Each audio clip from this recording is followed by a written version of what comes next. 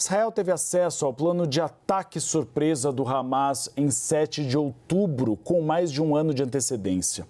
O documento, que ganhou o nome de Muro de Jericó, não indicava a data que o grupo atacaria, mas detalhava ponto a ponto como seria a ofensiva. As autoridades israelenses rejeitaram o plano, avaliando que seria muito difícil para o Hamas executá-lo. Essa é uma apuração do New York Times e quem tem os detalhes é a Mariana Janjacome dos Estados Unidos. Mariana, assim fica difícil para Benjamin Netanyahu. Então, se o governo israelense teve acesso e subestimou esse documento, a situação dele fica praticamente insustentável.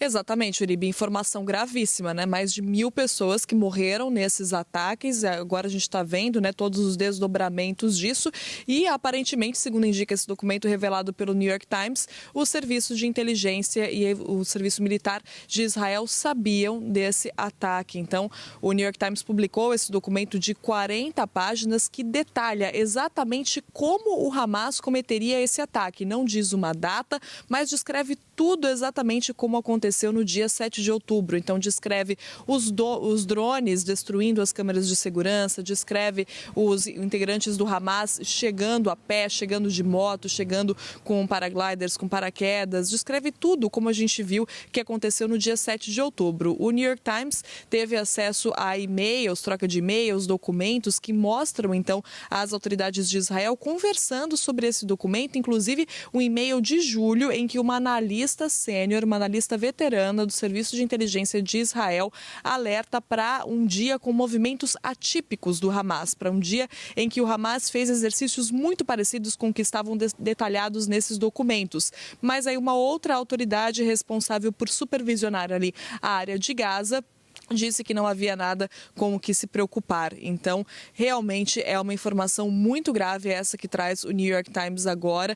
É importante lembrar, né, Uribe, que logo que aconteceu esse ataque, muita gente se perguntava, poxa, mas Israel não sabia que isso ia acontecer, os Estados Unidos não sabiam que isso ia acontecer, e antes a gente já teve a informação de alertas enviados pelo governo americano sobre a possibilidade disso, mas ninguém realmente achava que o Hamas seria capaz de fazer algo desse tipo, que tinha estrutura para fazer algo desse tipo. Então, houve ali, o Hamas foi subestimado, né, de certa forma, segundo esses alertas, porque realmente as autoridades achavam que era um plano muito complexo, um plano muito difícil e que o Hamas jamais conseguiria fazer isso, então não deram atenção para essa informação. Esse documento de 40 páginas que detalhava exatamente, então, as cenas que a gente viu no dia 7 de outubro. Agora, claro, né?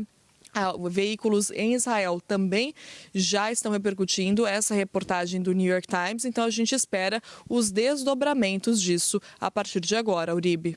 Alerta do governo dos Estados Unidos, alerta do governo egípcio, houve alertas de alguns países da comunidade europeia, então não era um segredo de polichinelo. Todo mundo sabia que havia possibilidade de se fazer esse ataque.